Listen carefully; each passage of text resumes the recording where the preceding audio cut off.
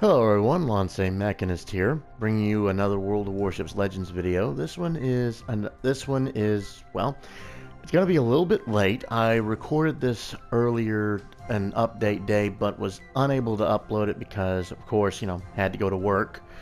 So I'll be uploading this probably sometime tonight or maybe tomorrow morning. Anyway, so the update has released. We've obviously got a new campaign. We've gotten some other new interesting stuff. Plus today is, well, apparently the loyalty rewards. We're going to go ahead and take a look at some of the changes, what's new and what else and whatnot's going on. Plus we've also got something new called collections, which is, I believe, some kind of card game, card collections you can get. This time it's themed around the Japanese Navy, and it said if you collect them all, you get the Mikasa 2023. So I'm unsure about it. Yeah, there it is. Okay, so it's kind of similar to like the hunt for the Agincourt and whatnot. It looks like. Let's see, collection info, become a collector, themed cards to obtain unique rewards, grow a collection, complete collection. If you are missing any cards from a collection, you can acquire them by spending duplicate cards. Okay, so you're not just going to be getting a single series of cards. You're going to be getting, you can get duplicates of cards and turn them in to get different others. But let's see, let's take a look at the Mikasa 23. It's the tier 2 battleship. The Japanese pre-dreadnought that is apparently currently a museum ship in Japan. Normally, when you have these things like the Agincourt and whatnot, they're tier 3, but this one's the tier 2.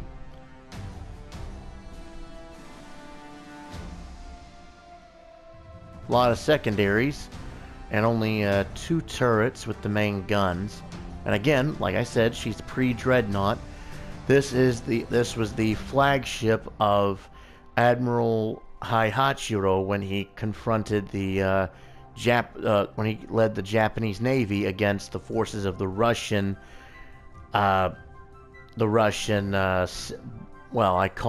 they're called technically the 2nd Pacific Squadron, but actually it's the Baltic Fleet. That Russia decided to move all the way from the Baltic Fleet on a massive journey of fails, flubs, and blunders just to face the Japanese Navy in a epic failure of a battle. But let's see, she's tier 2, so you only get 1 upgrade slot. She's a battleship, but she's technically a pre-dreadnought, a battleship, but the designation looks like a cruiser. So, high explosive, armor piercing, damage control, you get 1 repair party. 30 survivability is low, 31,200. Well, that's tier 2. Armor 10 to 356 millimeters. Torpedo damage reduction 10%. Artillery 52. She's got 2 twin mount 305 millimeter cannons. These have a range of 10.9 kilometers, reload of 22 seconds, and a turn time of 40. Damn, those turrets take a long time to turn. They must be like hand cranked or something.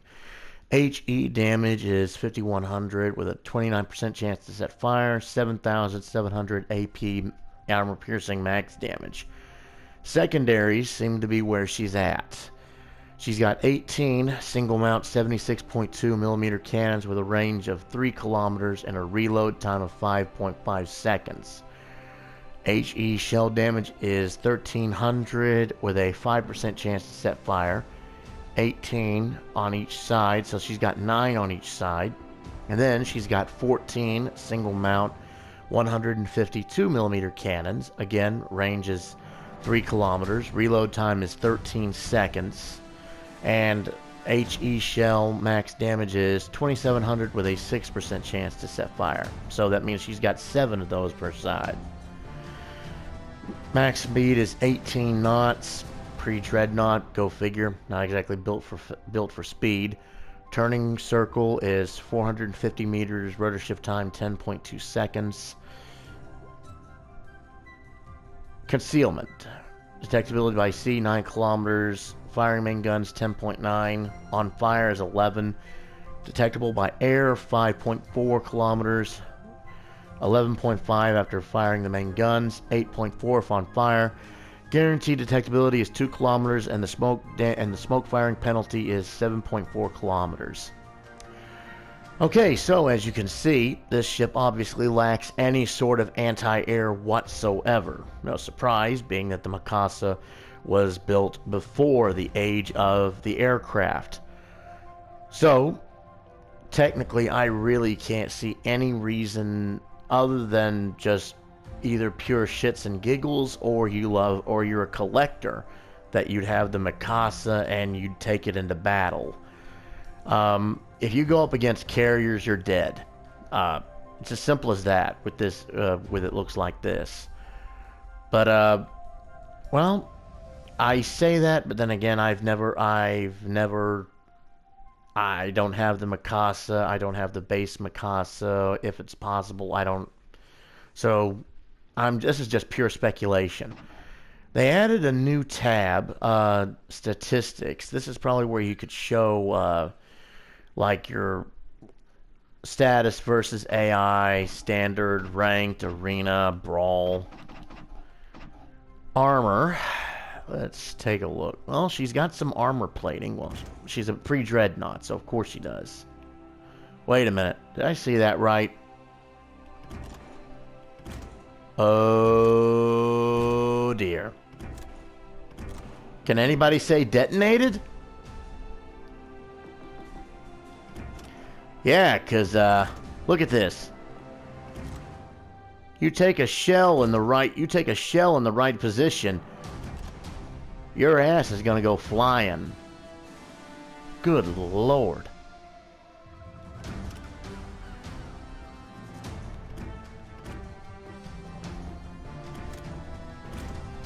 Look at the size of that citadel. Holy citadels.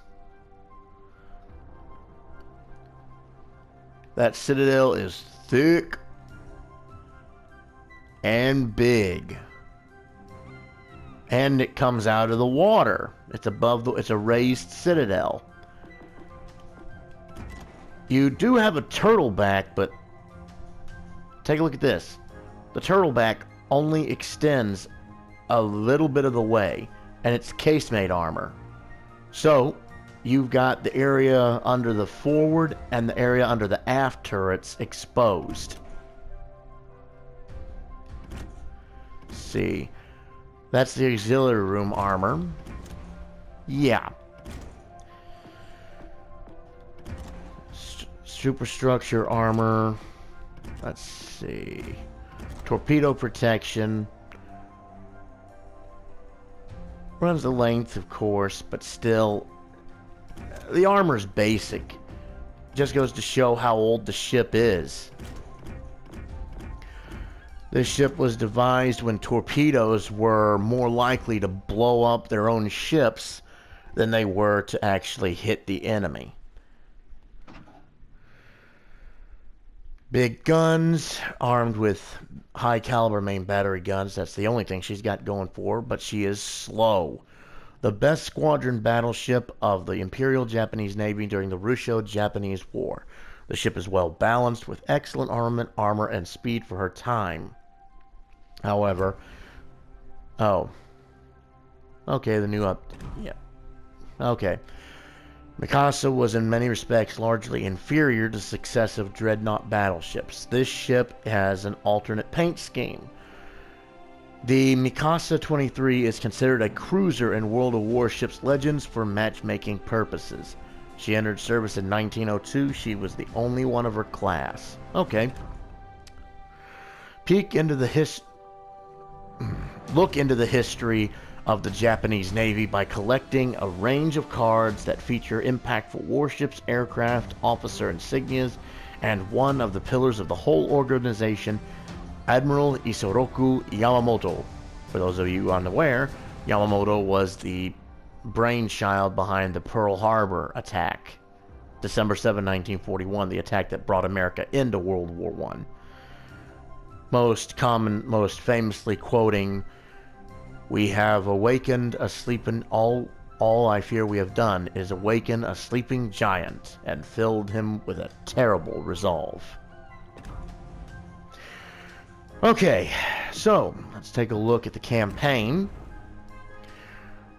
Naturally, purchase Admiralty backing for $10. Go through 100 milestones. Free supply, you get the Iwami patch. If you purchase Admiralty supply, you get the Iwami, which is the Tier 8 Japanese super battleship, which everybody is apparently which apparently a lot of people are less than impressed with. It's another battleship. It's another battleship, plain and simple. Just another Tier 8 battleship. We've already got the Carnot, and the last one was a French cruiser. The one before that was the Pommern. The one before that was the hell. Wasn't it the Russian cruiser? The Fortress campaign, and then before that was the Musashi, another Japanese battleship. So 1, 2, 3, 4 campaigns, and we've already got another Japanese battleship.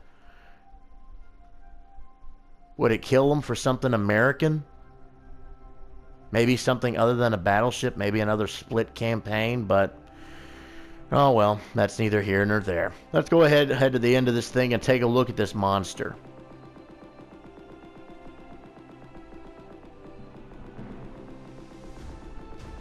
We'll get there eventually. There we go. Let's see. Okay. Just a blank shot. Reloader. Above average main battery reload speed. Superior armor AP penetration. And sure shot. Shells with good ballistic trajectory.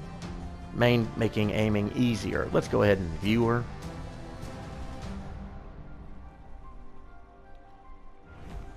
Yeah. Okay. So, 4 turrets, 2 fore, 2 aft. Lord, look at those rifles. I mean, seriously. Those are some long cannons. Those are rifles. I can see now why they said she's accurate. But of course, Tier 8, she's got 4 upgrade slots. Loadout. She's got high explosive, AP, and torpedoes. Consumables. She's got an infinite damage control, 3 repair parties, and 3 enhanced secondary targeting. So, not much in the way of detecting. She doesn't have a main battery reload booster, but she also comes equipped with torpedoes. Let's see. Look at those secondaries.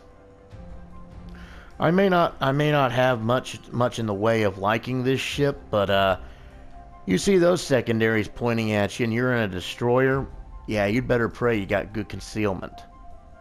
Either that or just kiss your ass goodbye. And look at there's her torpedoes. There's her torpedoes on the aft deck. And it looks like is that a loader for the torpedoes, or is that, I mean, yeah, it kind of looks like it. Okay, so torpedo reload, that little box there, that little boxy structure there in the middle of the deck, that holds the torpedoes. That's got to be the torpedo magazine. Torpedoes are run out on those tracks on the turntable, and the turntable is basically twisted to whichever torpedo launcher needs to be reloaded. Of course, with the torpedoes on the hanging off the stern like this, that means they've got absolutely horrific targeting arcs. Sorry, had a brain fart. Took me a second to actually think of the word to say. Naturally, Japanese, you got the pagoda mast. See the chrysanthemum, the seal of the emperor, there on the bow. Beautiful. Let's see. Our specs. Survivability is 97. Almost a 100. Let's see. Hit points 80,700. Armor ranging from 19 to 508 millimeters. Torpedo damage reduction 37%. Pretty good. Artillery. 4 twin mount 410 millimeter type model A's. Firing range is 17.2 kilometers. Reload time 25 seconds. A little bit quicker. Put the right commanders on it, you can probably get that reload time down even further.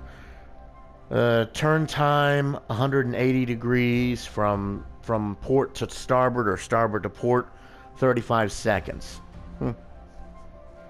Max HE shell damage 6,500 with a 30% chance to set fire. Maximum AP damage 12,750. So these will slap if you get a good hit on something. Secondaries, 100 millimeter Type 98s. You got 8 twin mount 100 millimeters with a range of 6 kilometers, reload time of 3 seconds. Max HE damage is 1700, fire setting chance is 6%. Secondary armament, 155 millimeter third year type, 3x3. Okay, so you got 3x3, so that's 9 cannons altogether. Range of 6 kilometers, reload time of 12 seconds, bigger caliber than the 100s. Max HE damage is 2600 with a 10% chance to set fire. Torpedoes, 2 quad mount 610 millimeter torpedoes. These are probably the Japanese long lance torpedoes, so Shima torps basically. Reload time 150 seconds, turn time 7.2 seconds. Maximum damage 20,967. Detectability is 2.2 kilometers out. They have a 15 kilometer range and a speed of 67 knots. Can anyone say underwater missiles? That's exactly what that sounds like. Or cruise missiles. Wargaming adding missiles now to the game? I'm joking, of course. Please. No missiles in War Thunder. No missiles in World of Warships. We've got War Thunder to think of already. AA Defense 89. Let's see. 25 millimeter 60 caliber Type 91 Model 1. 18 single mounts of that, dealing a damage of 32 per second with a range of 3.1 kilometers. 25 millimeter Type 96 Model 1. Same thing or just a different caliber? Okay, so probably different caliber. Model 1, 24 twin mounts, 120 damage per second with 3.1 kilometers.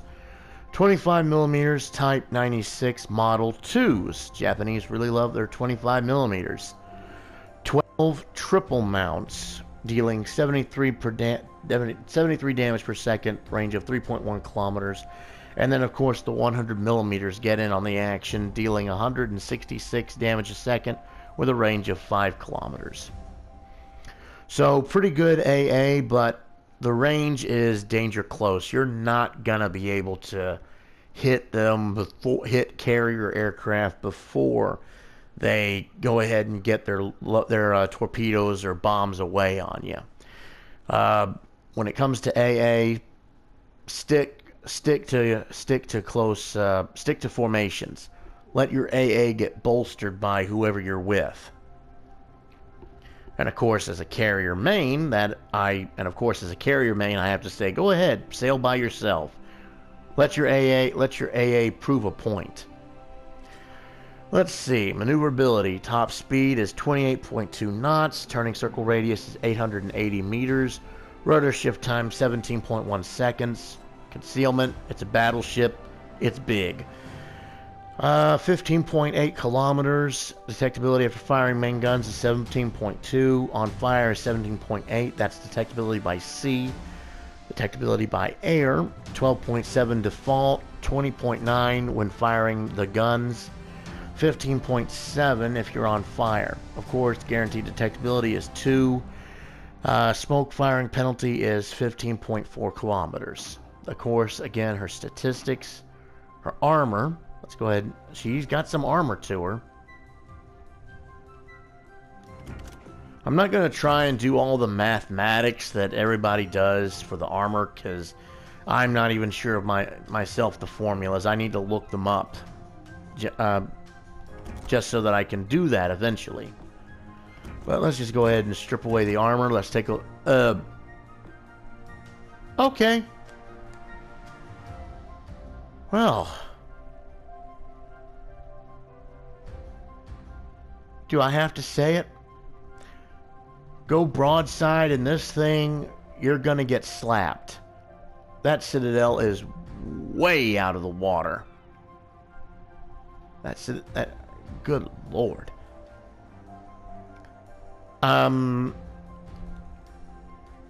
Is this supposed to be a Japanese battleship, or is this a British battleship masquerading as a Japanese battleship?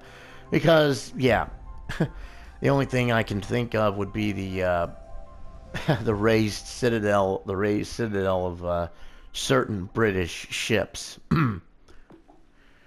But, you know, again, she's got a turtleback, and that's a pretty thick turtleback too. It actually covers the top portion of the Citadel. But again, like I said, go broadside, you're gonna get hit by something. Let's see. Hang on a minute. Put the... yeah, okay. So the armor belt extends all the way to the aft end of the ship, but the forward part of the ship, let's see. She's got 32 millimeter bow plate armor. But if you could if you can penetrate that bow and hit the Citadel, or if you can hit the barbettes that are there, you might actually wind up causing a detonation. But it's, of course, small chance. Then, of course, you got her auxiliary room armor there on top. Let's see. Torpedo protection covers the Citadel with the exception of that small part before. So that's like literally getting the... well, considering torpedoes, that's literally like getting the proverbial threading the needle. Put the bow plating back over it, then the superstructure. Okay. Overview. Let's see. Okay, those have got to be the big what is it? 155s there on the stern, and then of course these are the 100s here on the side. As we saw in the oversight, the overview, reloader, superior AP pen, sure shot, Iwami, a version of the A-140J3 super battleship project that had a similar number of main battery guns, as well as more effective dual-purpose artillery and torpedo armament. Designed in 1944, never built. The war was not going Japan's way by 1944.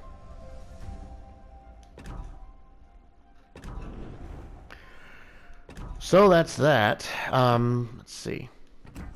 In the store, of course, let's see. Of course, if you have been playing the game for several years, you get certain rewards. Me, I've only been playing for about 1 year. So, let's see. We get a, Legends Veteran 1 year. 2 promotion orders. Loyalty is Royalty mission. 1 day premium. Anniversary camouflage. 1 million credits. Rare Battle Booster, Global Booster, Ship Experience Booster, Credit Booster, and Commander Booster. Okay. Yep, okay.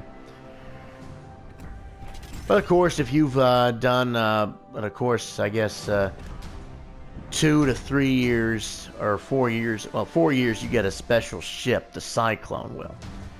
I ain't gonna worry about it. I mean, like I said, I got 1 year or so. I'm happy with it. Plus, we got the sorry bundle because it took a little bit longer for them to get the upgrade up. Yeah. So let's go ahead and redeem that before it expires. Let's see. Well, we got the anniversary camo back. So, anniversary bundle. Let's see. And the specials for anniversary. Let's see. Spring insignias, Admiral set, spring orders, anniversary set, anniversary bundle, boosted. Alright. Iron Might. Insignias. Looks like it's a this is a German themed one. Yep, obviously Germany. Ooh, Graf Zeppelin. Hang on a minute, 13,000 doubloons? Considerable. And of course, you still got Racing Legends if you had any Racing Legend tokens left over. Of course, the premiums, commanders are the same. Let's see. Spring crates. Oh yeah, they added the frag camos. These camos actually show the number of ships you have killed, but they are only available for the Worcester, the Shimakaze, and the Yamato. All legendary ships. All of these for 5,000 steel. I ain't got to worry about it. I only got 604 steel anyway. The idea of the camo is the idea. Now, I'll admit the idea of the camo is a good one, but maybe a bigger variety of ships than just these three. I can understand where they're going from, where they're coming from. Let's see. Other than that, I think that basically covers that. Yeah, I think that basically covers the store. As you can see, still researching the Shima on the final milestone. It's gonna take some time, and of course Kaga on the final milestone there. Working on it. Not the final milestone, my bad. First segment of, well, almost there. Alrighty then. But let's go ahead and take a look. Let's see. Since they did ship records, let's go ahead and take a look. Hang a minute. Let's go ahead and take a look at my ship. The ship that I usually use the most often, the Vesser. Statistics. Yep, let's see. That's versus AI, 100%. Let's see. Versus standard, I got a 64% win rate, 534. Ships destroyed by aviation. Battles played, 385. Victories, 245. Defeats, 140.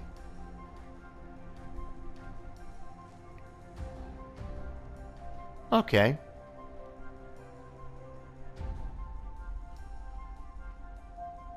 Okay, so that kind of explains the stats a bit. Let's see. Something else. Let's see. Let's see. Just give me a second trying to go through here. Let's see. Wait a minute.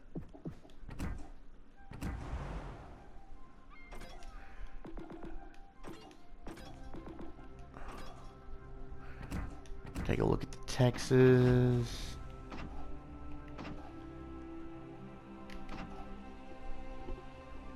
Okay.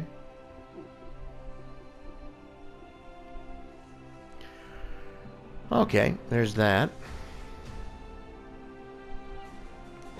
Yeah, I haven't really tried much. I haven't really, you know.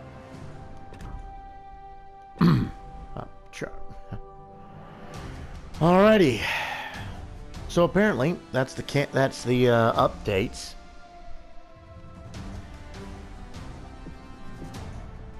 Yeah, so that's the yeah. I think that covers all the bases for the updates. Let me know what you guys think in the comments below. As always, hit that thumbs up button if you like the video. Subscribe if you haven't already. And I will see you guys on the high seas. Maybe next time. Or I'll see you guys in the next video. Y'all have a wonderful day.